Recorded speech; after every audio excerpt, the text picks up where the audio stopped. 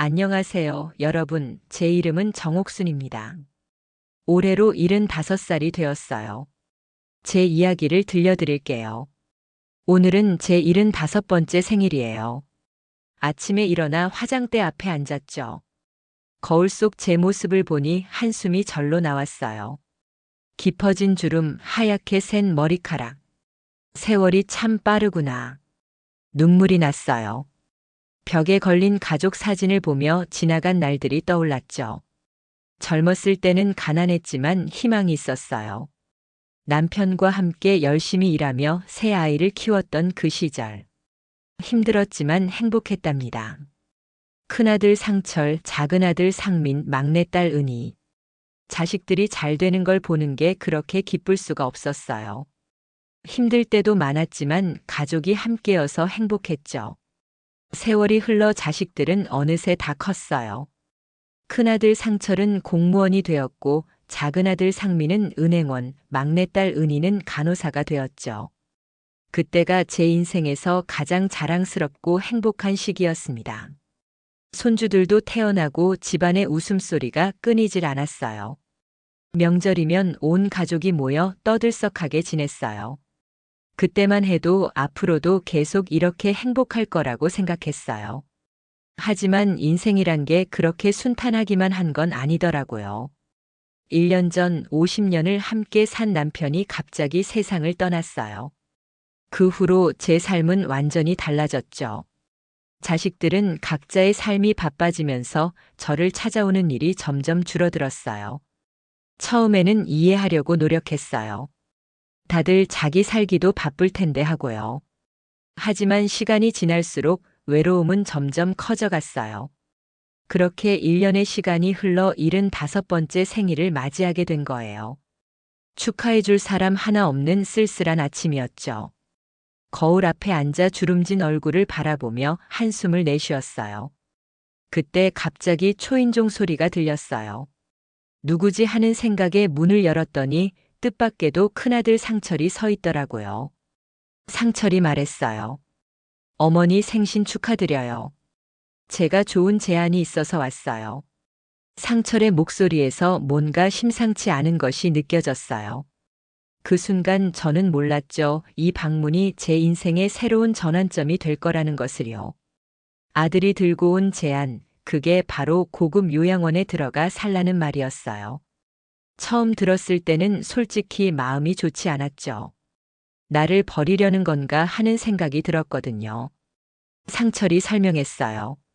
어머니, 이곳은 정말 좋은 곳이에요. 깨끗한 시설에 여러 가지 활동도 있고 같은 나이 또래 분들과 어울리실 수 있어요. 상철의 설명을 들으며 저는 복잡한 심정이었어요. 한편으로는 섭섭했지만 또 한편으로는 새로운 환경에 대한 기대도 있었죠. 제가 물었어요. 거기 가면 너희들은 얼마나 자주 보러 올 수 있니? 상철이 대답했어요. 당연히 자주 찾아뵐게요, 어머니. 건강도 챙기고 외롭지 않게 해드릴게요. 상철의 말에 마음이 조금 누그러졌지만 여전히 걱정이 되더라고요. 평생 살던 집을 떠나 낯선 곳으로 간다는 게 쉬운 결정은 아니었으니까요. 상철이 제안했어요. 어머니, 한번 구경이라도 가보시는 게 어떠세요? 직접 보시면 마음에 드실 거예요. 저는 고개를 끄덕였어요. 그래, 한번 가보자. 어떤 곳인지 눈으로 직접 확인해 봐야겠다. 다음 날 상철과 함께 요양원을 방문했어요. 처음 본 요양원의 모습은 정말 인상적이었어요. 깨끗한 건물, 잘 가꾸어진 정원, 친절해 보이는 직원들. 입구에서 우리를 맞이한 직원이 환한 미소로 인사했어요. 어서 오세요. 반갑습니다. 편하게 구경하세요. 요양원 내부를 둘러보는 동안 제 마음은 점점 흔들리기 시작했어요. 깨끗한 개인방, 넓은 식당, 운동할 수 있는 곳, 책을 읽을 수 있는 방, 심지어 노래방과 정원까지 있더라고요. 상철이 안내문을 보여주며 말했어요. 어머니, 여기 보세요. 체조 교실, 그림 그리기, 노래 교실도 있고 책 읽는 모임도 있네요. 그 순간 제 마음 한구석에서 작은 설렘이 일어났어요. 여기서 새로운 취미를 가져볼 수 있겠구나. 하지만 여전히 망설여졌어요. 제가 물었어요. 근데 상철아, 이런 좋은 곳은 돈이 많이 들 것 같은데. 상철이 대답했어요. 어머니, 그건 걱정 마세요. 제가 다 알아봤어요. 우리가 충분히 낼 수 있는 돈이에요. 어머니 행복이 제일 중요하니까요. 상철의 말에 제 마음이 조금씩 기울기 시작했어요. 하지만 여전히 한 가지 걱정이 남아 있었죠. 제가 말했어요. 그래도 난 여기서 아무도 모르는데 외롭지 않을까? 그때 마침 한 할머니가 우리 옆을 지나가셨어요. 환한 미소를 지으며 다가오셨죠. 그 할머니가 말씀하셨어요. 새로 오시나 봐요. 저는 김순예라고 해요. 여기 온 지 2달 됐어요. 처음엔 저도 걱정 많이 했는데 지금은 정말 좋아요. 친구들도 많이 사귀고 매일이 즐거워요. 순례 할머니의 말씀을 듣고 나니 마음이 한결 가벼워졌어요. 나도 저렇게 될 수 있을까? 결국 저는 입주를 결심했어요. 두렵기도 했지만 새로운 시작에 대한 기대도 컸죠. 입주날 자식들과 손주들이 모두 와서 저를 배웅해 줬어요.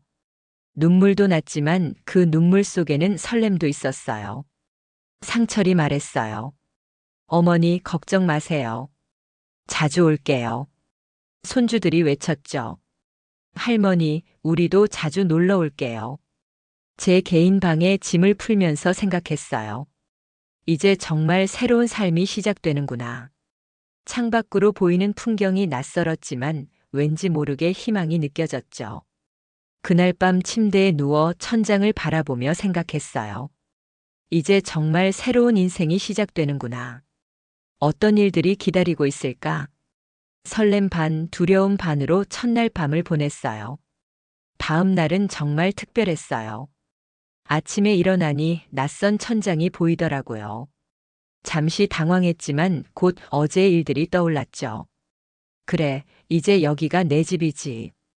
방 안을 둘러보니 깨끗하게 정리된 내 물건들이 보였어요. 창문을 열자 상쾌한 아침 공기가 들어왔죠. 멀리 보이는 나무들이 바람에 흔들리는 모습이 참 예뻤어요. 문을 살짝 두드리며 직원이 알려주더라고요. 정옥수님, 아침 식사 시간입니다. 처음엔 좀 어색했지만 곧 이런 생활에 익숙해질 거라는 생각이 들었어요.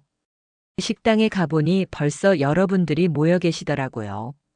어제 만났던 순례 할머니가 저를 발견하고 손을 흔들었어요. 순례 할머니가 말했어요. 옥순 씨, 여기 와요.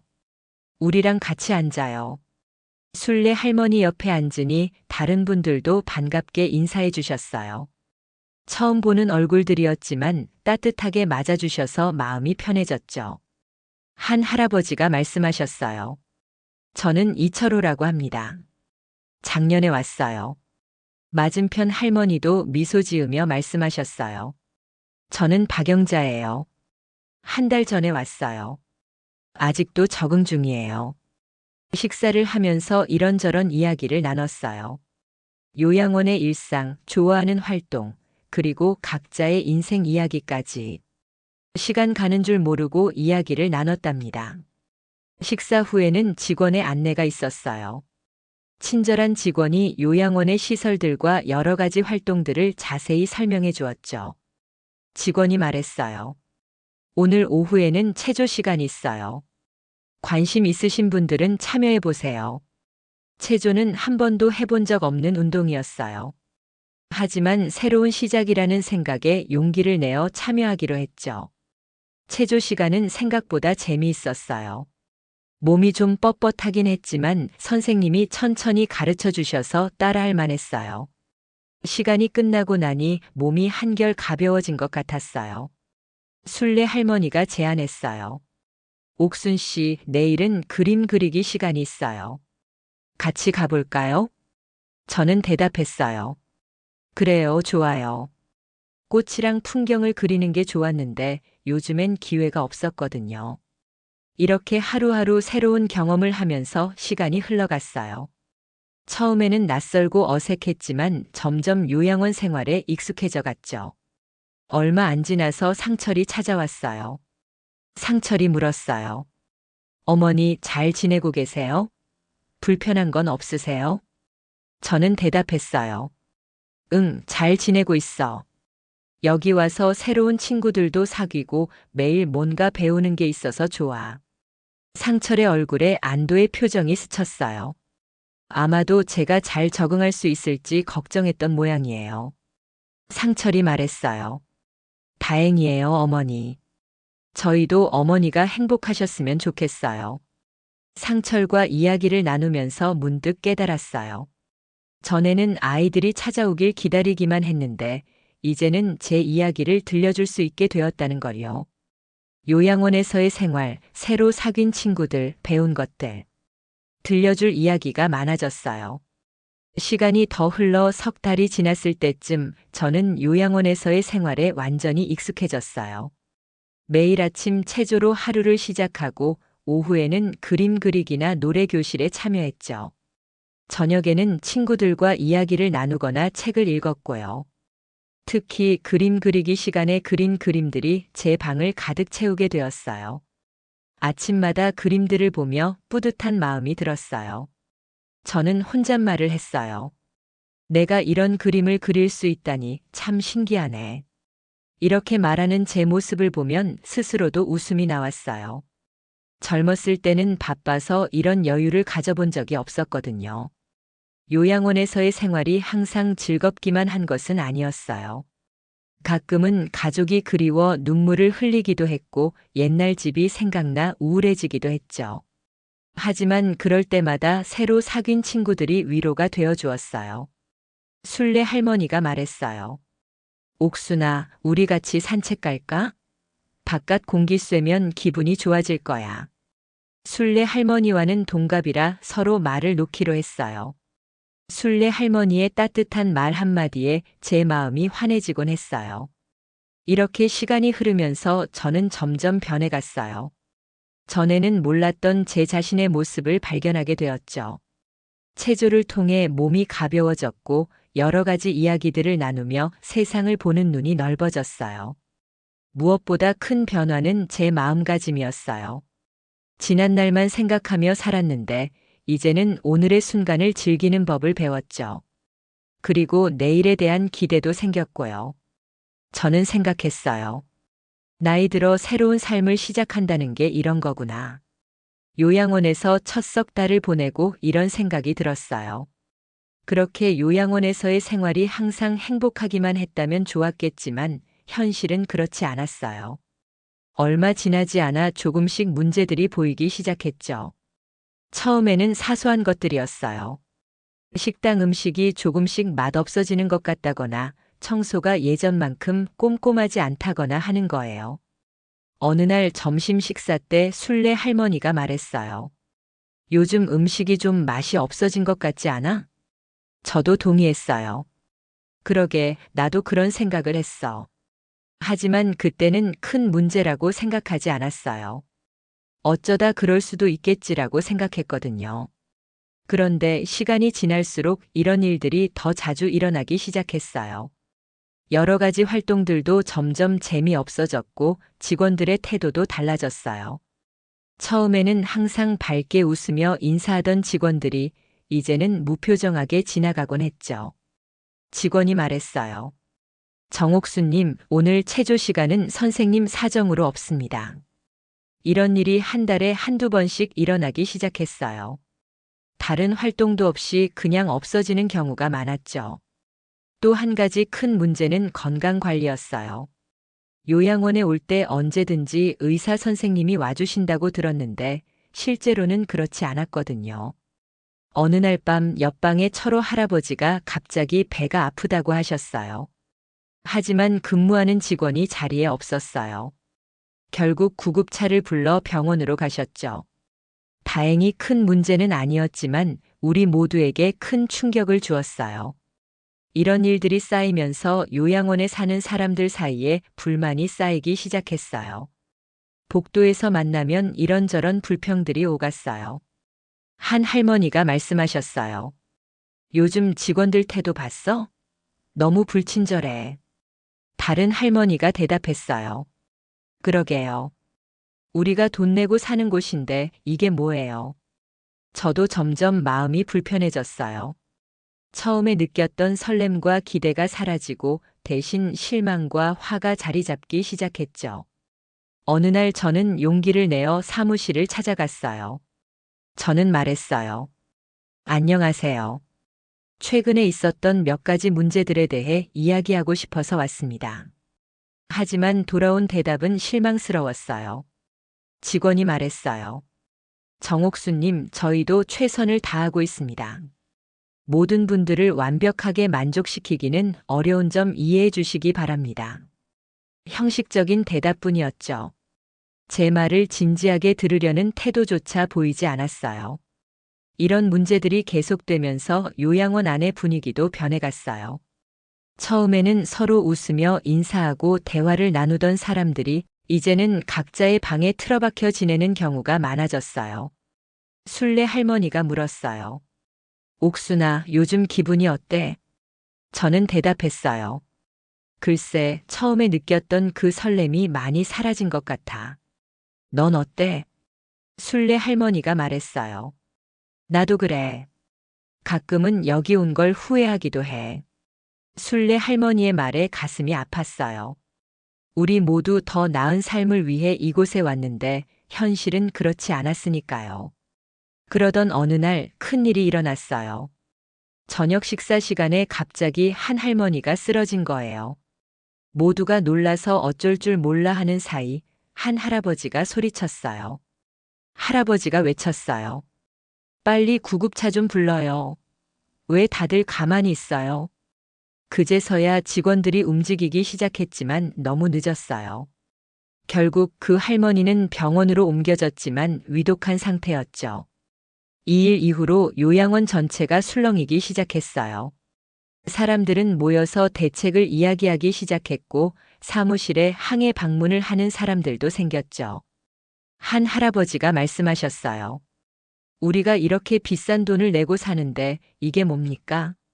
기본적인 안전도 보장받지 못하는 거예요. 하지만 사무실의 대응은 여전히 미온적이었어요. 계속해서 변명만 늘어놓을 뿐이었죠. 저는 이 상황을 지켜보면서 점점 더 불안해졌어요. 정말 여기서 남은 인생을 보내야 하는 걸까? 이런 생각이 자꾸 들었어요. 그러던 어느 날 우연히 직원들의 대화를 엿듣게 되었어요. 한 직원이 말했어요.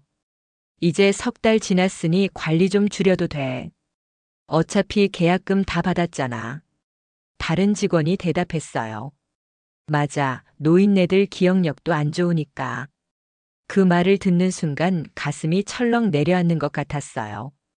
우리를 진심으로 돌보는 게 아니라 그저 돈벌이 수단으로만 여기고 있다는 사실에 큰 충격을 받았죠. 그날 밤 저는 잠을 이루지 못했어요. 계속해서 그 직원들의 말이 머릿속에 맴돌았어요. 저는 생각했어요. 내가 왜 여기 와 있는 걸까? 이게 정말 내가 원하던 노후의 모습일까? 이런 생각들이 끊임없이 떠올랐어요. 다음 날 순례 할머니를 만났을 때 제 마음을 털어놓았어요. 저는 말했어요. 순례야, 난 더 이상 여기 있고 싶지 않아. 순례 할머니가 대답했어요. 나도 그래, 옥순아. 처음과는 너무 다르잖아. 우리는 서로를 바라보며 한숨을 쉬었어요. 그렇게 기대했던 요양원 생활이 이렇게 끝나게 될 줄은 몰랐죠. 그러던 중에 제 막내딸 은희가 찾아왔어요. 은희가 말했어요. 엄마 잘 지내세요? 얼굴색이 안 좋아 보이네요.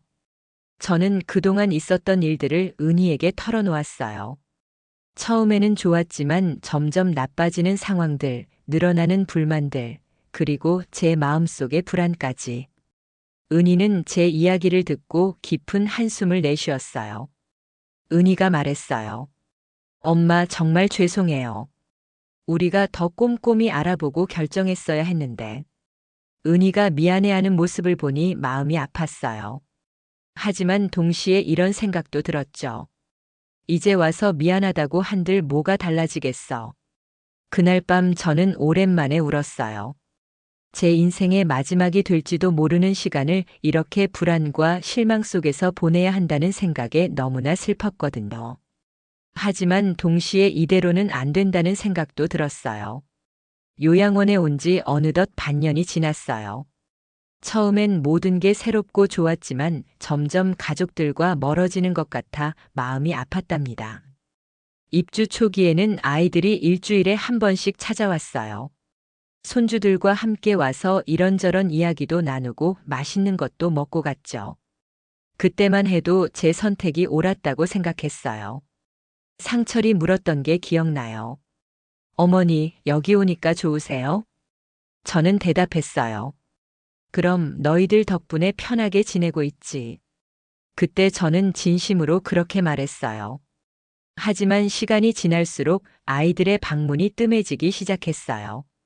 일주일에 한 번, 그러다 한 달에 한 번.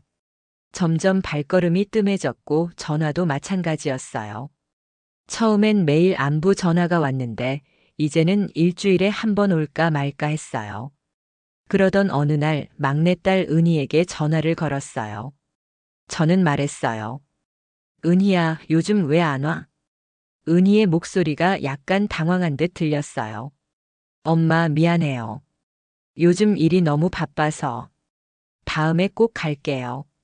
전화를 끊고 나니 눈물이 왈칵 쏟아졌어요. 내가 여기 왜 왔나?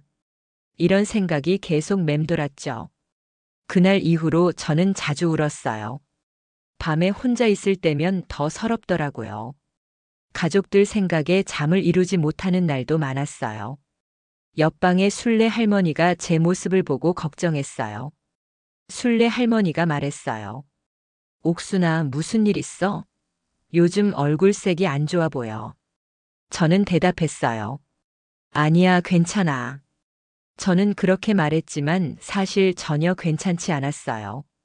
어느 날은 큰아들 상철에게 전화를 걸었어요. 저는 말했어요. 상철아, 엄마야. 요즘 잘 지내니? 상철이 대답했어요. 네, 어머니. 회사 일이 바빠서 정신없이 지내고 있어요. 저는 물었어요. 그래, 바쁘구나. 엄마 한번 올래? 상철이 말했어요. 죄송해요, 어머니.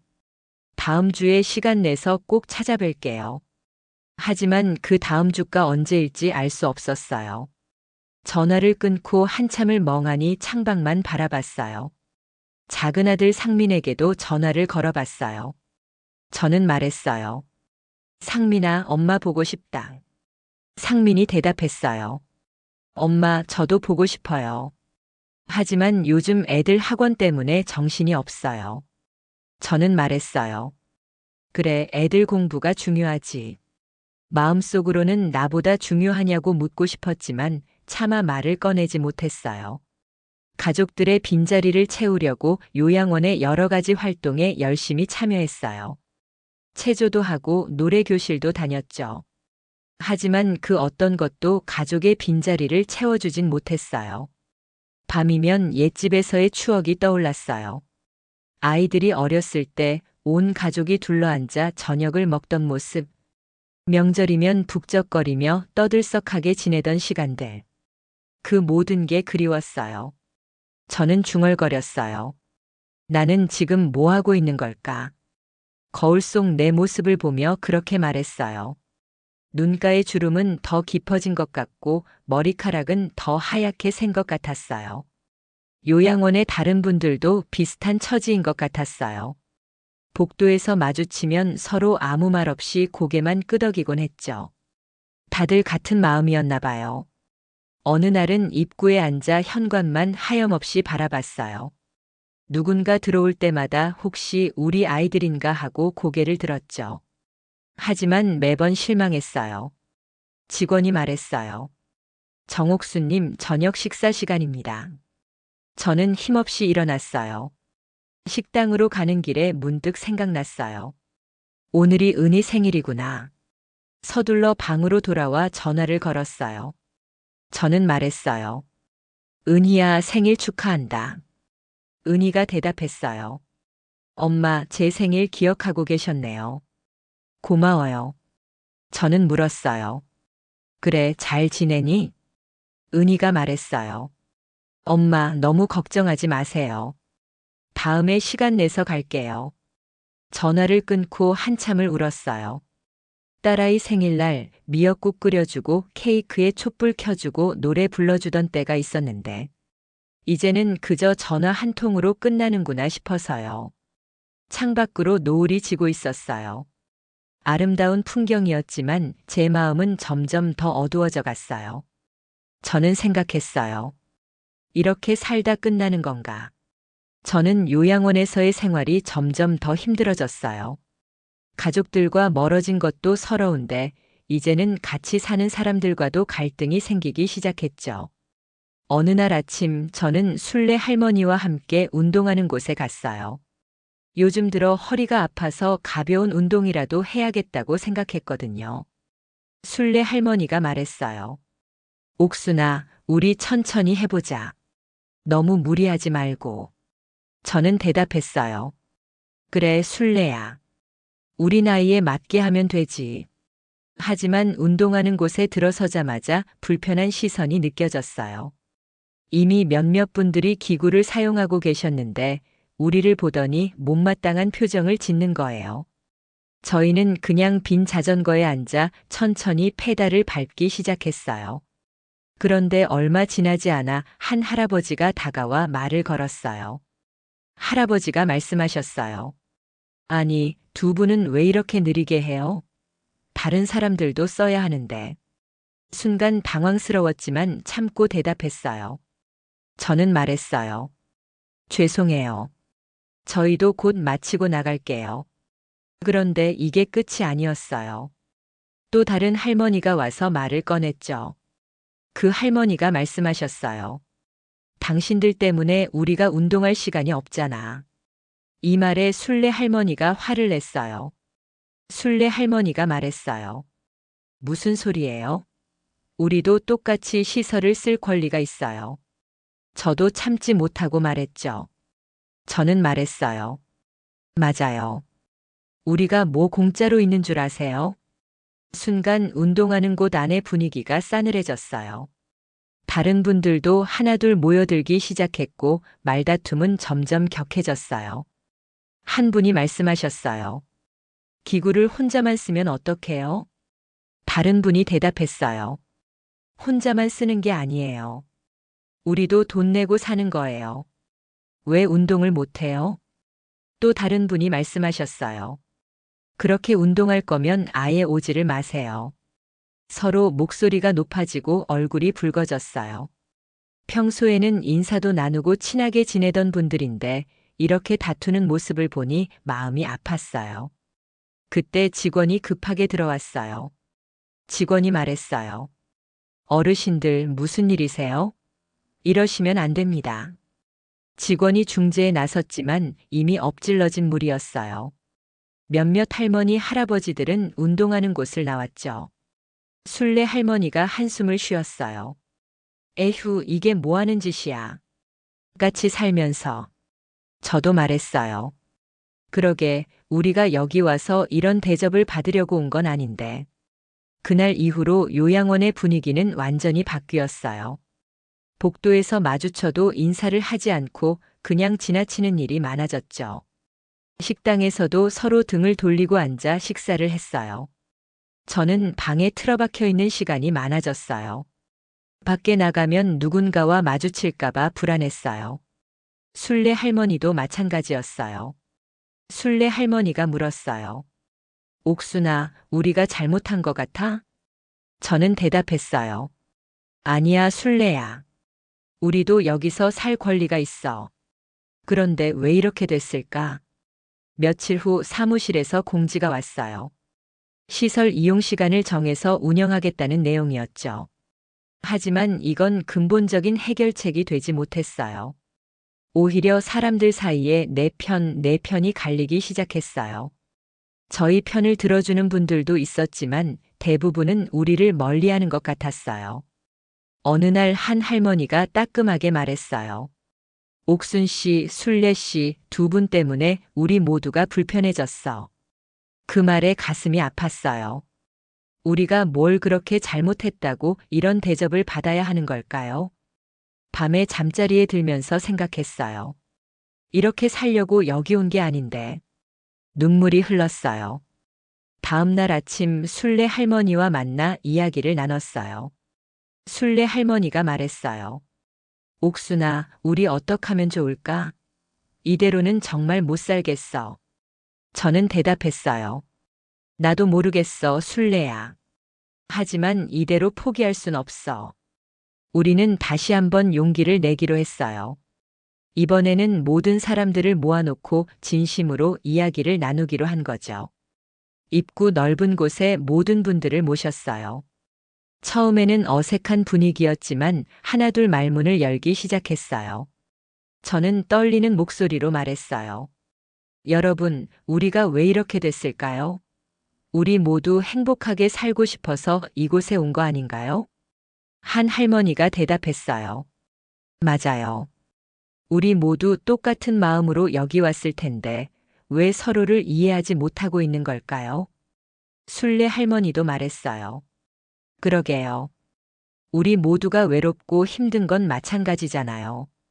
그렇게 시작된 대화는 몇 시간 동안 이어졌어요. 서로의 입장을 이해하고 서로의 아픔을 나누었죠. 한 할아버지가 눈물을 글썽이며 말씀하셨어요. 사실 저도 외롭고 힘들었어요.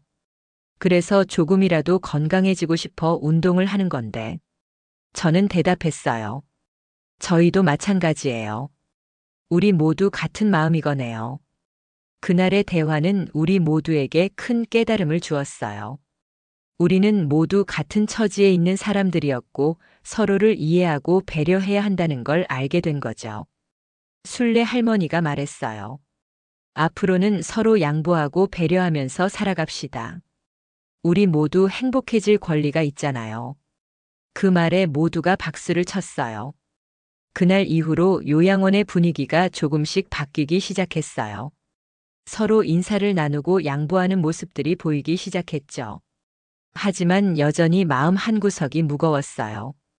이곳에서의 갈등은 해결됐을지 모르지만 가족들과의 문제는 여전히 남아 있었거든요. 저는 생각했어요. 이대로 정말 괜찮은 걸까? 인생에는 때때로 우리의 마음을 완전히 뒤흔드는 순간이 있어요. 저에게 그런 순간이 찾아왔답니다. 그날은 제 손녀 민지의 8번째 생일이었어요. 아침부터 마음이 설렜죠. 민지를 위해 예쁜 인형을 선물로 준비했어요. 분홍색 리본으로 정성스레 포장도 했답니다. 저는 혼잣말을 했어요.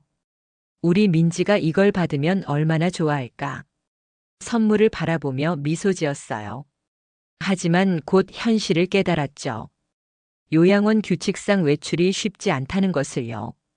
특히 밤에 열리는 행사에는 참석하기 어려웠어요. 저는 한숨을 쉬었어요. 이런 규칙이 왜 있는 거야? 그때 전화가 왔어요. 막내딸 은희였죠. 은희가 말했어요. 엄마, 오늘 민지 생일 파티예요. 오실 수 있으세요? 은희의 목소리에 기대감이 묻어 있었어요. 저는 대답했어요. 은희야, 나도 가고 싶은데 여기 규칙이 그래.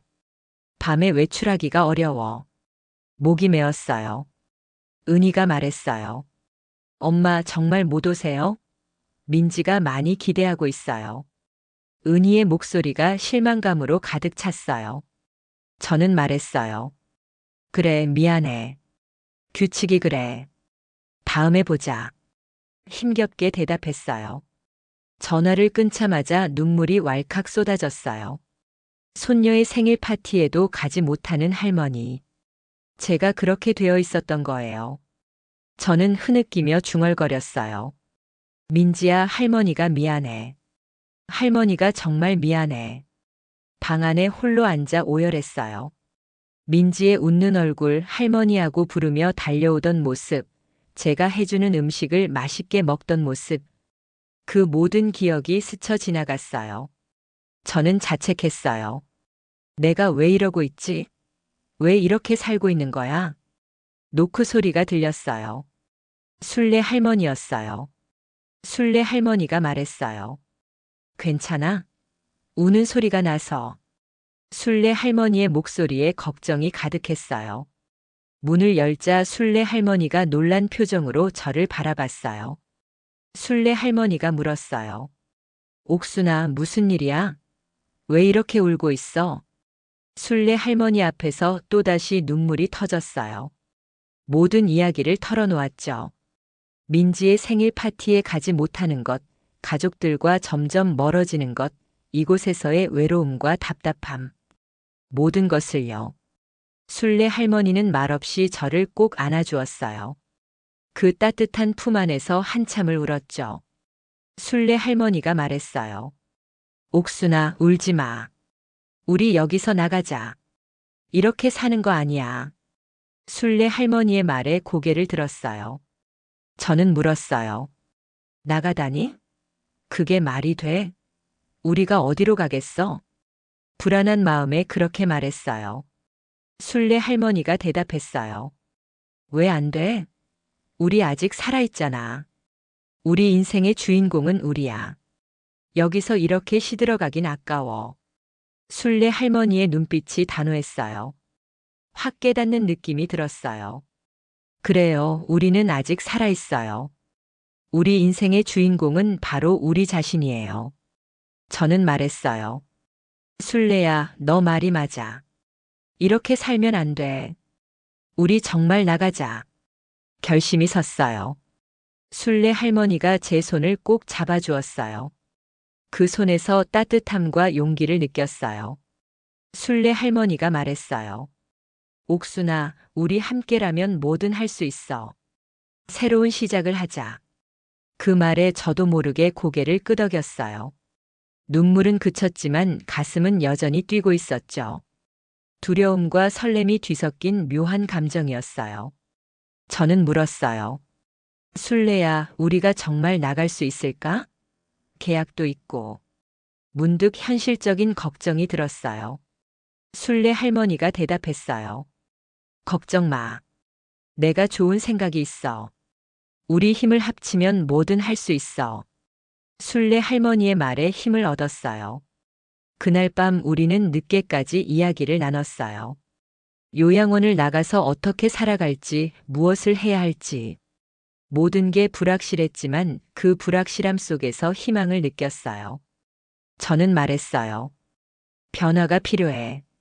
그리고 그 변화를 만들어내는 건 바로 우리 자신이야.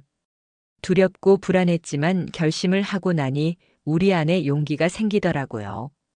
순례 할머니와 저는 요양원의 문제점들을 기록하기 시작했어요. 순례 할머니가 말했어요.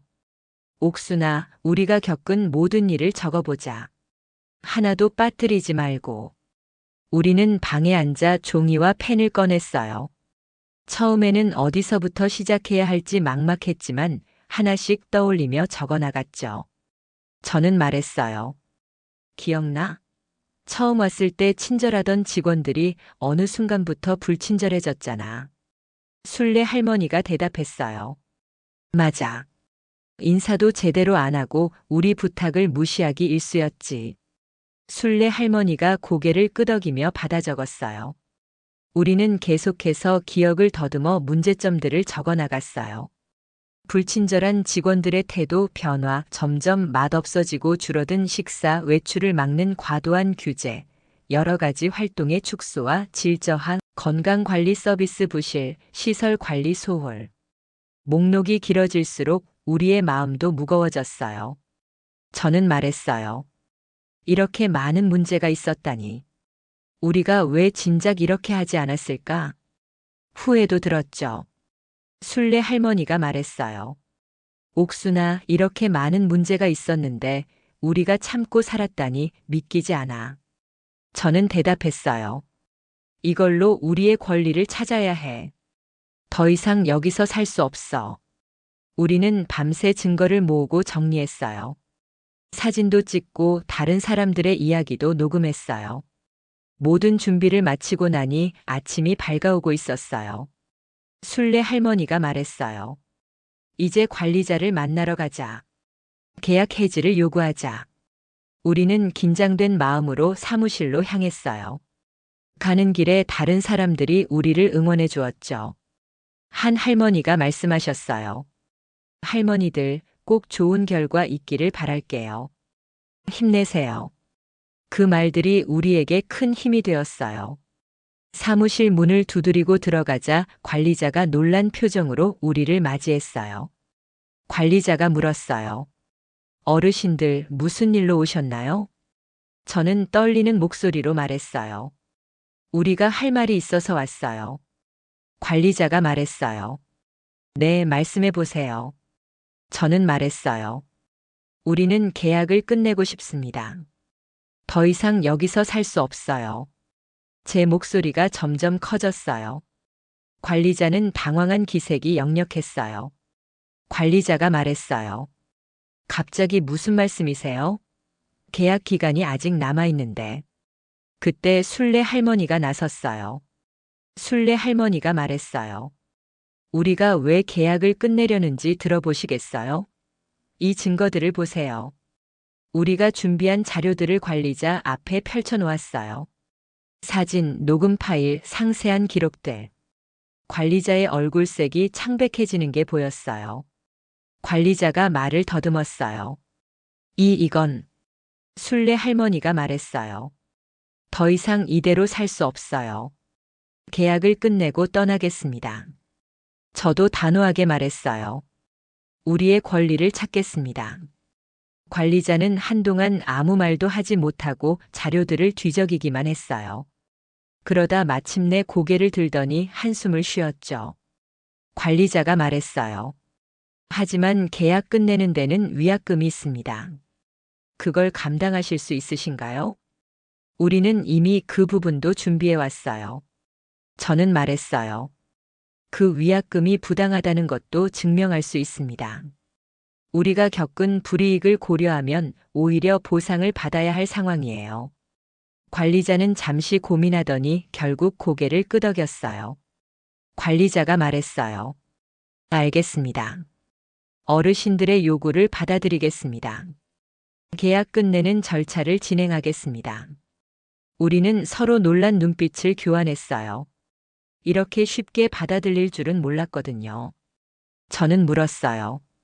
정말인가요? 위약금 없이 계약을 끝낼 수 있는 건가요? 관리자가 대답했어요. 네, 그렇습니다. 어르신들께 불편을 끼쳐 죄송합니다. 최대한 빨리 절차를 마무리 짓겠습니다. 우리는 그 자리에서 계약 끝내는 절차를 시작했어요. 나가는 날짜, 보증금 돌려받기, 짐 정리 기간 등을 하나하나 꼼꼼히 확인했죠. 관리자가 말했어요. 일주일 후면 모든 절차가 끝날 겁니다. 저는 대답했어요. 네, 알겠습니다. 그때까지 우리도 준비하겠습니다. 사무실을 나오는 우리의 발걸음이 가벼웠어요. 저는 기쁜 목소리로 말했어요. 순례야, 우리가 해냈어. 드디어 여기서 나갈 수 있어. 순례 할머니가 환하게 웃었어요. 그래, 옥순아. 우리가 함께하니 이렇게 큰 일을 해낼 수 있었어. 복도에서 기다리고 있던 다른 사람들에게 소식을 전하자 모두가 놀라워했어요. 한 할아버지가 감격스러운 표정으로 말씀하셨어요. 할머니들 대단하세요. 우리도 용기를 내야겠어요. 그날 밤 저는 오랜만에 편안한 마음으로 잠자리에 들었어요. 일주일 후면 새로운 삶이 시작된다는 희망에 가슴이 벅찼어요. 저는 생각했어요. 나이가 들었다고 해서 우리의 권리를 포기해선 안 돼. 우리도 여전히 존중받아야 할 소중한 존재라는 걸 잊지 말아야 해. 그리고 함께하면 어떤 어려움도 극복할 수 있다는 걸 기억해야 해. 우리의 새로운 여정은 여기서 시작되었어요. 요양원을 떠나 새로운 삶을 시작하게 되었지만 이것이 끝이 아니라 또 다른 시작이라고 생각해요. 앞으로도 계속해서 우리의 권리를 지키고 더 나은 삶을 살기 위해 노력할 거예요. 드디어 그날이 왔어요. 요양원을 떠나 새로운 삶을 시작하는 날이었죠. 짐을 싸는 동안 많은 감정이 교차했어요.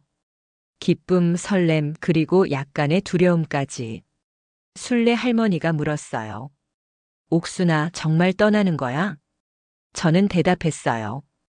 그래, 순례야. 드디어 우리 삶을 되찾는 거야.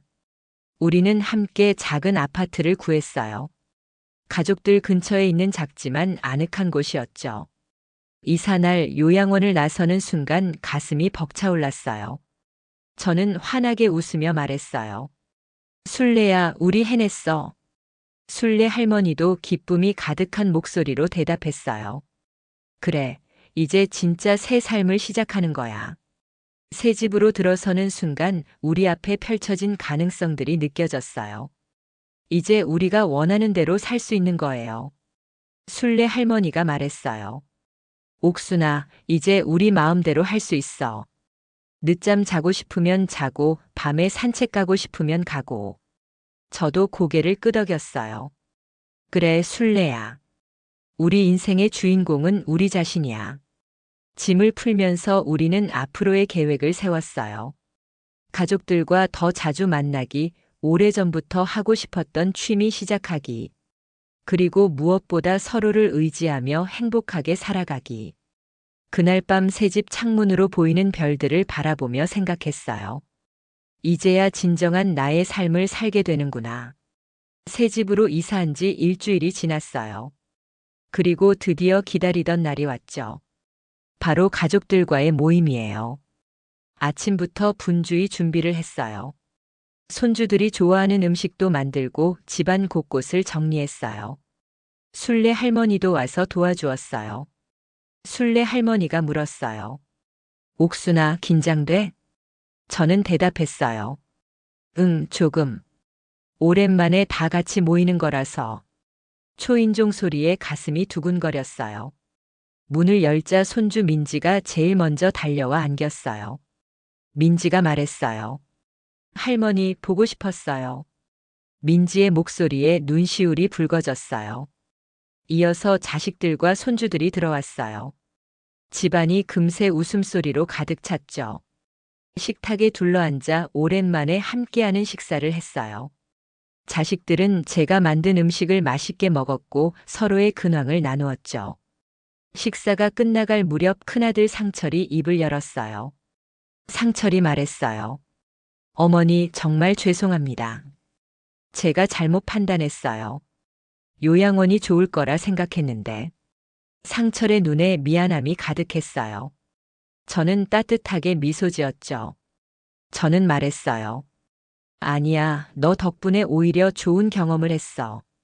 그리고 소중한 친구도 얻었고. 순례 할머니를 바라보며 말했어요. 순례 할머니도 따뜻하게 웃어주었어요. 작은 아들 상민이 말했어요. 엄마, 우리가 엄마를 더 자주 찾아뵀어야 했는데. 저는 대답했어요. 그래, 이제부터라도 자주 보자. 내가 맛있는 것도 많이 해줄게. 딸 은희가 제 손을 잡았어요. 은희가 말했어요. 엄마, 앞으로는 정말 자주 볼 수 있겠죠? 민지도 할머니랑 더 많은 시간을 보내고 싶어 해요. 저는 대답했어요. 그럼 이제 언제든 와. 할머니 집이 가까워졌잖아. 그렇게 우리는 오랜만에 가족의 따뜻함을 나누었어요. 웃음소리가 끊이지 않았고 서로를 향한 사랑이 느껴졌죠. 여러분, 가족의 소중함을 잊지 마세요. 때로는 오해도 생기고 멀어질 수도 있지만 결국 우리를 지탱해주는 건 가족이랍니다. 그리고 나이 들어서도 새로운 인연을 만들 수 있다는 걸 기억하세요. 순례 할머니처럼 소중한 친구가 생길 수도 있으니까요. 새 집에서의 생활이 안정되면서 저와 순례 할머니는 새로운 도전을 시작했어요. 바로 나이 들어도 존중받는 사회를 위한 활동이었죠. 순례 할머니가 제안했어요. 옥순아, 우리가 겪은 일들을 다른 사람들과 나누면 어떨까? 저도 동의했어요. 그래, 우리 경험이 누군가에겐 도움이 될 수 있겠어. 우리는 지역 노인복지관에 연락해 강연 기회를 얻었어요. 처음에는 긴장되었지만 우리의 이야기를 듣고 싶어 하는 사람들이 많다는 걸 알고 용기를 냈어요. 강연장에 들어서자 많은 분들이 우리를 반갑게 맞아주셨어요. 한 분이 물으셨어요.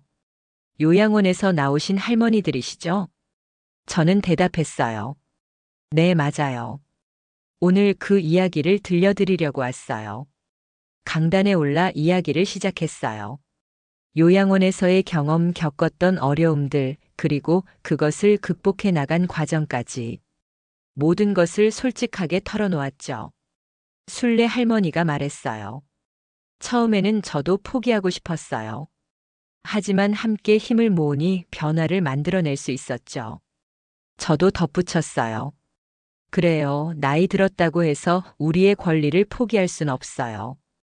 우리도 여전히 존중받아야 할 소중한 존재예요. 강연이 끝나갈 무렵 저는 마지막으로 이렇게 말했어요.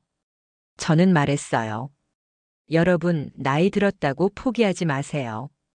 우리에겐 아직 많은 가능성이 있습니다.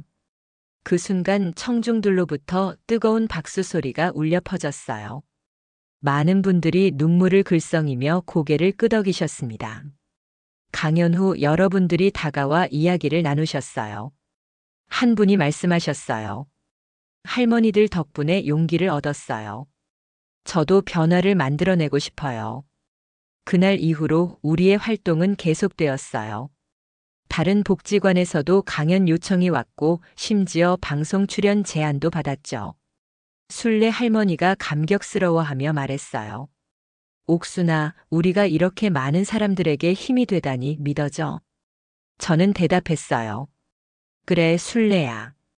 우리의 경험이 이렇게 의미 있는 일이 될 줄이야. 여러분, 인생에는 끝이 없어요. 나이가 들어도 우리는 새로운 시작을 할 수 있고 의미 있는 일을 할 수 있답니다. 여러분의 경험과 지혜는 누군가에겐 큰 힘이 될 수 있어요. 자신을 믿고 도전하세요. 우리 모두의 삶이 더욱 빛날 거예요. 요양원은 우리 노인들을 위한 공간이라고 하지만 때로는 우리의 자유와 존엄성을 제한할 수 있어요. 제 경험을 통해 깨달은 건 진정한 행복은 편안함이 아닌 우리의 선택에서 온다는 거예요. 요양원이 모두에게 나쁜 곳은 아니에요. 하지만 우리 각자의 필요와 원하는 삶의 방식이 다르다는 걸 인정해야 해요. 중요한 건 우리가 어디서 살든 우리의 목소리를 낼 수 있고 존중받아야 한다는 거예요. 앞으로 요양원이 더 나은 공간이 되길 바랍니다. 우리 노인들의 다양한 욕구를 반영하고 진정한 의미의 집이 될 수 있기를 희망합니다. 저는 지금 순례 할머니와 함께 행복하게 살고 있어요. 가족들과도 자주 만나고 손주들과도 많은 시간을 보내죠.